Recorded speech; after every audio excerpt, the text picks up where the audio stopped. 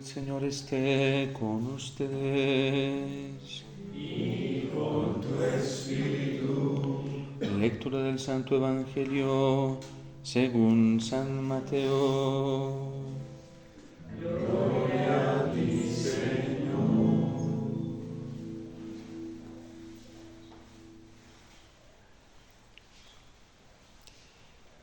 En aquel tiempo Jesús dijo a sus discípulos: No todo el que me diga Señor, Señor, entrará en el reino de los cielos, sino el que cumpla la voluntad de mi Padre que está en los cielos. Aquel día muchos dirán: Señor, Señor, ¿no hemos hablado y arrojado demonios en tu nombre, y no hemos hecho en tu nombre muchos milagros? Entonces yo les diré en su cara: nunca los he conocido. Aléjense de mí ustedes los que han hecho el mal. El que escucha estas palabras mías y las pone en práctica, se parece a un hombre prudente que edificó su casa sobre roca.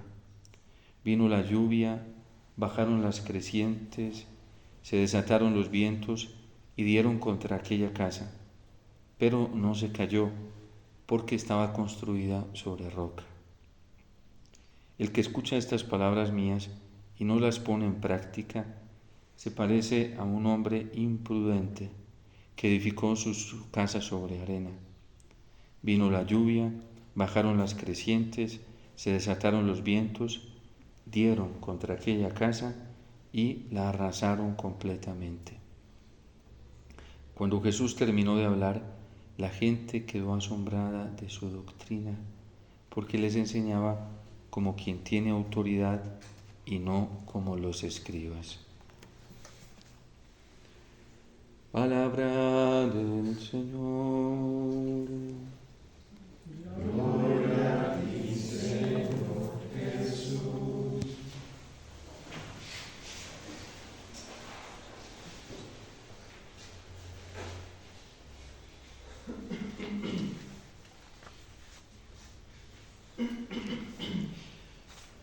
Estos días no recuerdo cuándo fue, yo les conté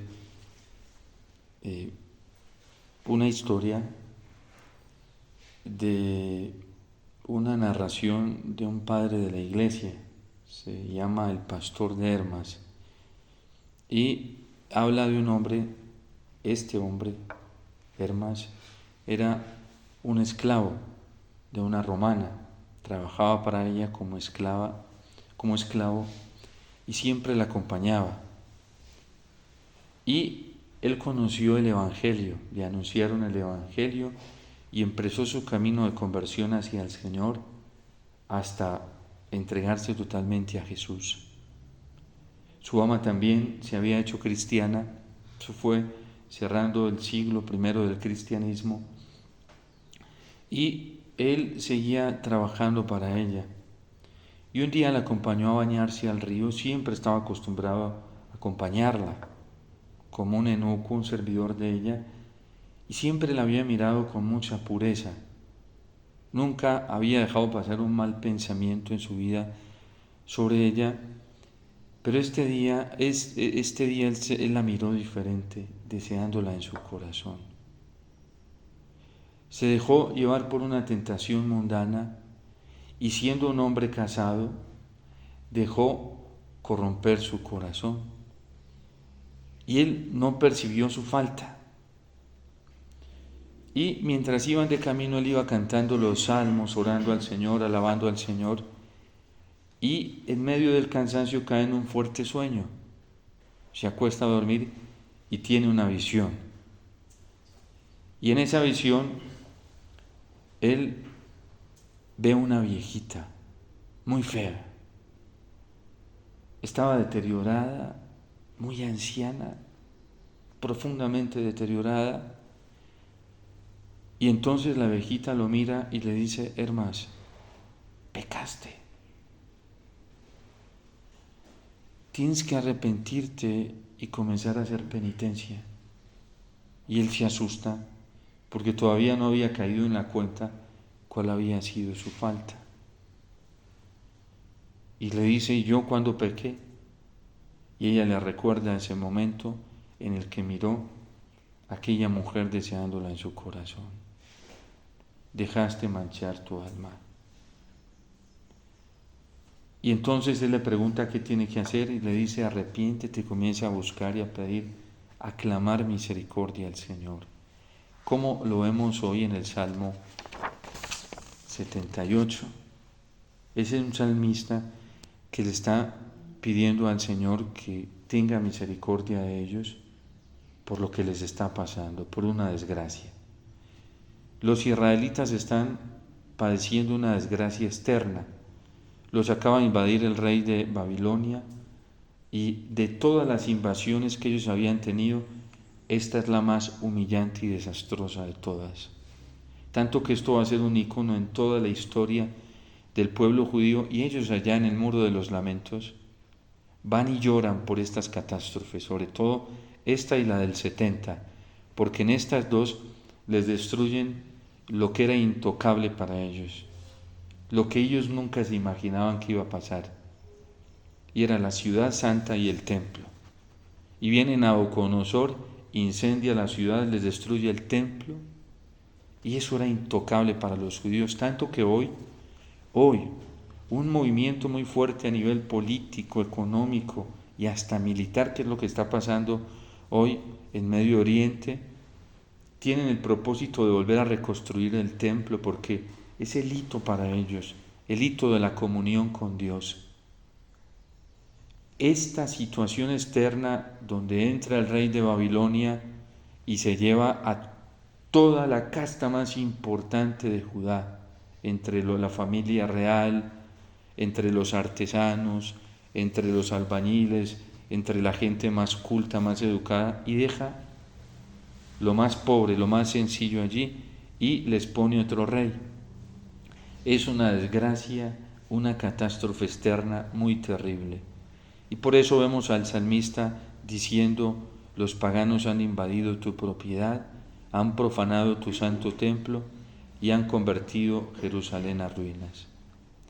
Esto que está identificando el salmista y que lo hace sufrir porque es una desgracia para ellos, es lo que esta viejecita le evidencia a Hermas, pero ya no afuera, sino lo que está pasando en su corazón y en su alma. Le has sido infiel al Señor, has pecado y estás en una catástrofe interna muy alta. Y Hermas dice, ¿qué tengo que hacer? Haz penitencia, pide perdón, arrepiéntete, conviértete, todavía puedes. Y Hermas le hace caso, costándole mucho, hace caso y comienza a orar más intensamente, a pedir perdón, a pedirle al Señor que tenga misericordia, que es lo que está haciendo el salmista hoy, a suplicarle al Señor. Y esta viejita se le sigue apareciendo. Y hay un momento, ya al final de las visiones, él mismo lo cuenta, se le aparece una joven doncella hermosa, con una belleza que él nunca había visto en esta tierra. Y él se queda profundamente impactado y asombrado de tanta belleza. Nunca se imaginó que en la tierra pudiera haber una belleza tan grande como la que él estaba contemplando. Y ella comenzó a hablarle con mucha dulzura, con una ternura inmensa y con mucha familiaridad, como si lo conociera desde siempre. Y le dice, cuando lo ve impactado, porque para él es una joven, una doncella desconocida, ella le pregunta y le dice, Hermas, ¿no me reconoces?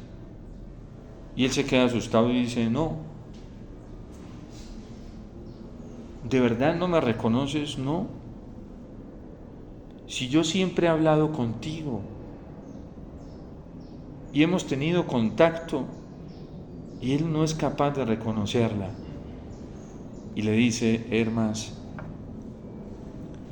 yo soy la iglesia, yo soy tu alma. Y esa viejecita, así que estaba toda desastrosa, fea, horrible. Esa era yo. Y así estaba tu alma cuando pecaste, cuando ofendiste, y así estaba empañada la iglesia. Ahora en ti la iglesia se ha renovado y ha llegado a ser una hermosa y bella doncella. Y así está tu alma, y así está la iglesia en ti.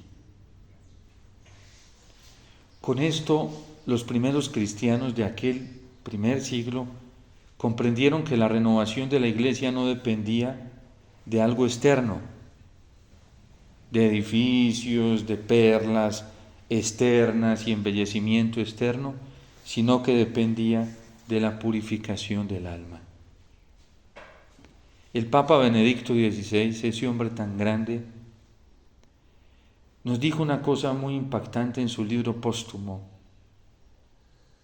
recordando unas palabras de un amigo de él, de un teólogo que él leyó mucho y creo que también fue amigo de él.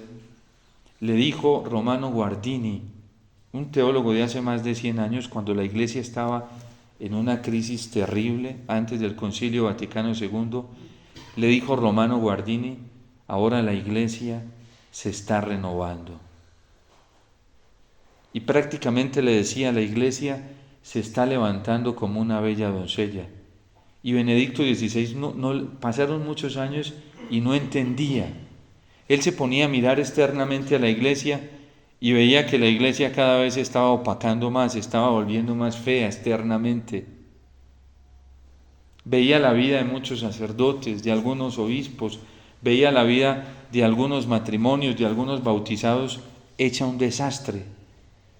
Y él cuenta y dice que se sintió tentado a cambiar la frase de Romano Guardini para decir: la iglesia se está destruyendo. Romano Guardini le decía: la iglesia se está renovando y se está levantando. Y después el Papa Benedicto, a lo largo de su vida, fue comprendiendo que la iglesia se estaba renovando con una purificación externa e interna a la vez. Y que la iglesia permanece hermosa y radiante en un pequeño grupo que ha aceptado como hermas el camino de la purificación, del arrepentimiento y de la penitencia. Esta es el anuncio esperanzador para nosotros. Y es verdad que aunque vemos que externamente la iglesia parece que estuviera decayendo y perdiendo poder y autoridad ante el mundo, la iglesia se está renovando en el corazón de algunos fieles que hoy han decidido vivir radicalmente para el Señor, que han aceptado el camino de la penitencia, del arrepentimiento y de la conversión. El problema no es cuántos pecados hayamos cometido. El problema no es ni siquiera la gravedad de los pecados que cometimos. El problema no es lo que ha pasado en nuestra vida pasada y la horrorosidad que hemos hecho al serle infieles al Señor y al no cumplir sus mandamientos y al apartarnos de Él. Ese no es el problema. El problema más serio hoy dentro de la iglesia es que nos está costando reconocer que fallamos. Es que para el Señor no es un problema que nosotros lleguemos donde Él y le digamos: Señor, me la embarré, cometí los peores pecados, las peores faltas, y reconozco que me la embarré, y reconozco que fueron faltas muy graves. Al Señor no le cuesta nada eso cuando ve un corazón arrepentido, como el de Hermas o como el del salmista hoy, para comenzar a hacer una obra extraordinaria y comenzar a renovar en cada uno de nosotros a la iglesia misma. Por eso, a pesar de lo que estamos viendo hoy en la iglesia, nosotros no podemos perder la esperanza. Miren, es fabuloso, uno como sacerdote lo ve. A mí me encanta y se lo escucho a mis hermanos sacerdotes, al padre Andrés y al padre Gustavo, que lo comparten atendiendo gente todos los días y contando cosas fascinantes de lo que va pasando en algunos corazones que aceptan el llamado a la conversión y a la penitencia. Y eso a uno como sacerdote, escuchar eso, ver el arrepentimiento de las personas, de algunas personas que quieren empezar, eso llena de esperanza y de ilusión. Y eso está pasando de manera sencilla y silenciosa en el corazón de algunos fieles hoy. Y la iglesia sí se está renovando en algunos. Y la iglesia sí se está purificando en algunos. Y la iglesia sí se está levantando, pero no a la manera del mundo, como un aparato político que solamente ve la eficacia y el éxito en la popularidad y en el dominio y en el control de todo, sino de una manera diferente. Y por eso nosotros tenemos que contemplar esto. Fíjense que hoy Jesús en el Evangelio dice: todo el que escucha estas palabras mías y las pone en práctica, se parece a alguien que construye sobre roca, vienen los vientos, las tormentas y no los destruyen. Que nosotros padezcamos tormentas, tribulaciones, de esas no nos va a librar el Señor. Que tengamos tropiezos y caídas, seguramente que van a pasar muchas. Pero que nosotros podamos levantarnos y mirar al Señor y pedirle que tenga misericordia de nosotros, eso siempre lo vamos a tener ante nosotros y vamos a tener ante nosotros al Señor con las manos abiertas, esperándonos para que hagamos un camino de purificación, un camino hacia Él y podamos encontrar la renovación de nuestra vida en el amor misericordioso del Señor. Eso también está pasando. Y por eso no son los milagros, porque a veces nosotros queremos pretender ver la renovación de la iglesia en cosas externas. Señor, en tu nombre hicimos milagros. Tampoco son las predicaciones fantásticas, popularistas, triunfalistas al estilo del mundo, que agarran masas y traen masas. No es eso lo que está haciendo la renovación y la transformación de la iglesia. Es algo más sencillo. Es el arrepentimiento de los corazones que aceptan la voluntad del Señor. Señor, en tu nombre predicamos. Tampoco son esas cosas estrepitosas, oraciones de liberación, exorcismos por masa, gente con dones estrepitosos que seguramente se los ha dado Dios, pero no para volverse en populares y andar controlando al mundo y a la gente y manipulando las conciencias. Señor, en tu nombre hicimos oraciones de liberación y muchos demonios se fueron. En tu nombre hicimos exorcismos y muchos se fueron. Porque a veces dentro de la iglesia nosotros podemos dejarnos arrastrar por esos criterios y creer que la renovación de la iglesia, la santidad de la iglesia, la manifestación del poder del Señor está allí en esas cosas solamente. Y entonces vendrán y me dirán: Señor, en tu nombre predicamos. Y fuimos a retiros a predicar y mucha gente lloró y se fascinó. Señor, en tu nombre fuimos a multitudes y les predicamos. ¿Y qué les dirá el Señor? Dice el Evangelio, Jesús: entonces yo les diré en su cara: no los he conocido. Porque hay gente que predica muy bonito dentro de la iglesia, pero está haciendo la voluntad del Señor. ¿Está haciendo lo que Dios quiere y como Dios quiere? Y están predicando como Dios quiere que prediquemos, porque eso es lo que cuenta. No es como nos parece a nosotros, o como el mundo lo está exigiendo hoy, o como a algunos les gusta. No, como el Señor quiere. Hay milagros hoy, y vemos una cantidad de instrumentos que han recibido el don de hacer milagros, y pasa, y el Señor les dio ese don de hacer milagros. Y resucitan muertos y paralíticos caminan. Pero al modo de Dios, como Dios lo quiere y para lo que Dios lo quiere, los signos curativos tienen una finalidad, y es que nosotros veamos la manifestación del reino de Dios, del amor de Dios, para que nos convirtamos a Él, para que sigamos a Jesús, para que hagamos la voluntad de Dios y caminemos por sus sendas y vivamos en la vida del amor que el Señor nos llamó. Pero hay gente que utiliza estos dones para hacerse populares, para hacerse protagonistas, no para que el Señor aparezca como protagonista, para hacerse protagonistas ellos, para hacerse importantes ellos, para andar manipulando a la gente como ellos quieren, llenándose de fama, de poder y hasta de dinero. Y son dones que les dio el Señor, pero no se los dio para eso. Se los dio el Señor para que atraigan muchos corazones hacia Él, no hacia ellos. Así hay grupos dentro de la iglesia, así hay grupos laicales. Así también hay pobres sacerdotes que andan perdidos sirviendo para esto. Y religiosos y hasta religiosas. Le escuchábamos a la hermana Blanca Ruiz en estos días que le celebramos 50 años de ejercer el ministerio de la predicación en todo el mundo. Esa mujer ha ido a predicar a todo el mundo, a predicar multitudes. Y decía que Dios le puso dos instrumentos muy grandes, una laica en sus inicios y el padre Darío Betancourt, que le enseñaron a amar a Jesús. Y si me puso otro instrumento mejor en la vida, y fue la madre Alicia que me enseñó a obedecer. Porque con estos dones que Dios me confió, yo quería hacer lo que a mí me parecía. Y la madre Alicia le enseñó que no era hacer lo que ella parecía. A que nosotros nos tocó verla. Y la dejaba ir a predicar, pero otras veces le decía ahorita, ¿no? Y una mujer enseñada a ir a multitudes, miles, ir a un estadio con 9,000, 10,000 mujeres a predicarles.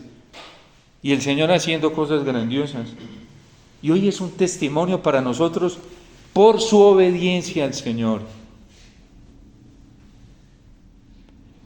Nosotros con los dones del Señor podemos hacer mucho bien o mucho mal. Llevar la gente al Señor o traerla a nosotros. Y así, miren, hay movimientos laicales, fundadores de movimientos laicales que manipulan a la gente, la controlan, haciendo uso de los dones del Señor para el bien de ellos, no para llevar la gente a Jesucristo, a conocer el amor de Dios, a seguir a Jesús. Y les diré en su propia cara, no los conozco. Señor, pero predicamos en tu nombre, expulsamos demonios en tu nombre, hicimos milagros en tu nombre. Sí, lo hicieron en mi nombre, pero ¿para quién? Para ustedes, para tener fama, para hacerse populares, para tener poder, para llenarse de plata. Porque eso pasa dentro de la iglesia. Uno no celebra la Eucaristía para poder tener buena gente, pero es que dentro de la gente a veces hay otra intención, la platica, para poder hacer construcciones y obras. No es para eso. Celebramos la Eucaristía para que la gente encuentre en la Eucaristía el amor del Señor, la alegría del Señor y se vayan felices con el Señor. Aquí nos dice la gente los domingos, Padre, ¿ustedes por qué no piden ofrenda? Podemos hacerlo, eso no es ilícito, no está mal, es para el culto. Porque es que no tenemos necesidad de pedirla, Dios nos la manda, sin decirle a nadie. Y es más bonito recibir de un corazón que sintió motivado por el Señor y no manipulado por nosotros, sí. Padre, vea, y así es acá esta casa. Así, aquí la gente llega así y dice, Padre, a mí me pasa siempre, Padre, el Señor me puso en el corazón que le diera esto. Y a mí eso me da mucha paz. Menos mal fue el Señor, no fui yo, ¿sí? Y sin nunca decirles nada, ni manifestarles ninguna necesidad, y siempre llegan para alguna necesidad particular. Porque Dios es así, pero manipulamos los dones del Señor para otras cosas. Y eso está pasando hoy en la iglesia. No los conozco, les dirá en su propia cara. Es que, Señor, hicimos oraciones de liberación y hubo gente que se liberó en tu nombre. Sí, se liberaron en mi nombre, pero ¿a dónde llevaste esa gente? Para que se hiciera dependiente de ti. Miren, y muy cerca de nosotros hay grupos que son manipuladores de la gente. Suéltenle la gente al Señor. Dejemos que la gente camine con el Señor. No tienen que caminar para nosotros, es para el Señor. La gente tiene derecho a encontrar la alegría de la libertad en el amor del Padre, en el amor de Dios, en la libertad que nos da la Iglesia. Ayer, todo lo que hacen los medios de comunicación malinterpretan al Papa Francisco. En una intervención dijo el Papa Francisco, habló de los matrimonios mixtos que existen en la Iglesia. ¿Qué es un matrimonio mixto? La Iglesia nos permite una parte católica con una parte que es atea, que no cree o es de otra religión. Y en unas condiciones la Iglesia lo permite. ¿Por qué? Porque la Iglesia tiene una fe tan grande que la Iglesia dice, por ejemplo, ese esposo es católico y con la fe de ese esposo se salva esa mujer. Y por eso, porque se hacen una sola carne. ¿Qué le dice la Iglesia a ese esposo? Sea fiel usted. Sea fiel con el testimonio, con la entrega, que con eso ya su esposa se salva. O una esposa que se casa con un esposo ateo que o es musulmán o judío, otra. ¿Y qué le dice la Iglesia? Tranquilo, ustedes se hacen una sola carne. Si él le acepta casarse por la Iglesia católica y usted es fiel y se entrega, es que San Pablo lo dice, que ese esposo se salvará por la entrega de su esposa. Entréguese usted y no se preocupe, sea fiel, que por eso ese hombre se salva. Entonces decía el Papa ayer que no había que imponer la religión en esos casos, que no te había que hacer proceder, porque hay gente así dentro de la Iglesia, que es remachando la vida cristiana como por obligación. No, la fe es muy hermosa, porque la fe nos atrae, es tan bella y tan hermosa como a Hermas. Se le aparece esa doncella y era fascinado. Cuando le dice, yo soy tu alma y soy la Iglesia, ¿qué hizo Hermas? Dice, yo quiero vivir siempre así. Yo no quiero volver a pecar. Yo no quiero, por la belleza que estaba contemplando. Cuando nosotros experimentamos la belleza del amor de Dios, lo contemplamos, no pecamos por miedo a la condenación, no pecamos por no estar aparte de esa belleza y de tanta sublimidad que es diferente.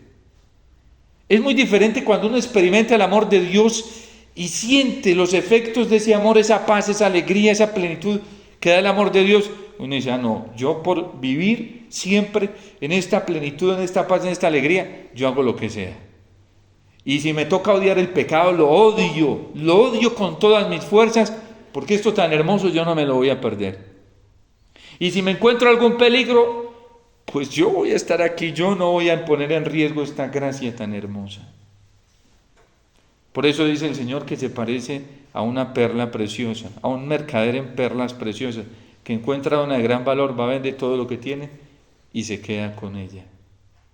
La fe es hermosa. Y por eso nosotros tenemos que entrar en esa realidad de la belleza de la fe.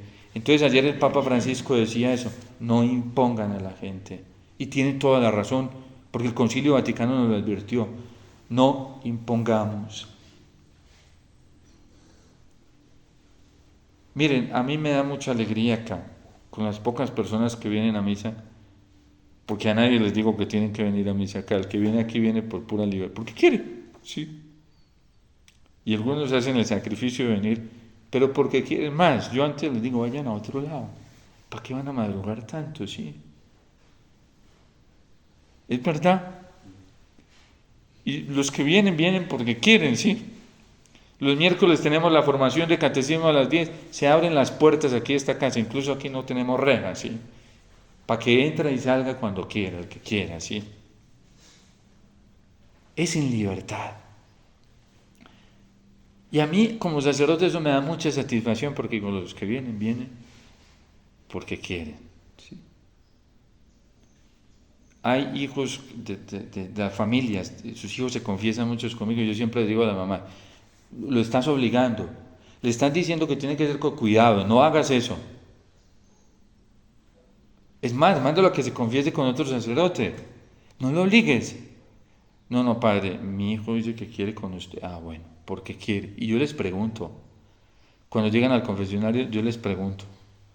Incluso aquí alguno ha venido y me dijo, padre, no, es que yo vine porque mi mamá me obligó. Yo, no, hijito, no. Cuando quieras venir me dices y yo te atiendo, pero tú libremente, tranquilo. ¿sí? Aquí me ha tocado con algunos así.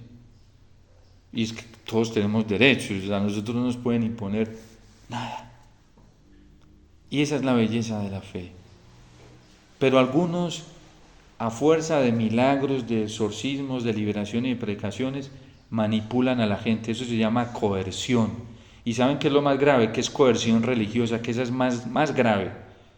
Más grave que una coerción psicológica. Porque ya cuando entra lo religioso y lo espiritual, viene lo moral. Y la gente por miedo se amarra. Es como una cantidad de laicos que están en grupos laicales. Padre, es que si yo me salgo de aquí, me voy a desconvertir. Falso. Tú te desconviertes y te acaba la fe. Eso es mentira.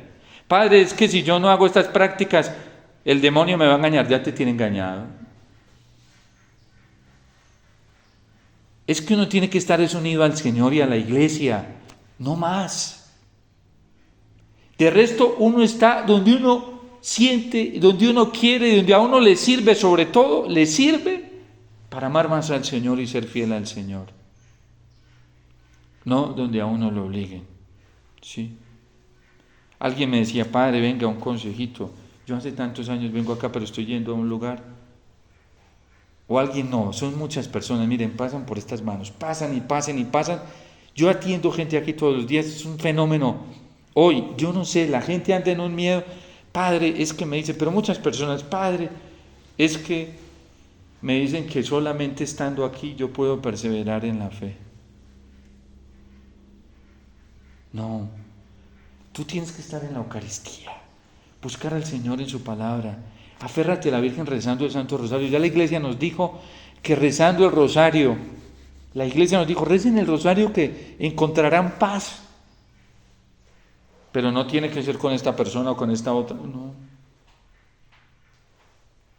Eso es una libertad del corazón.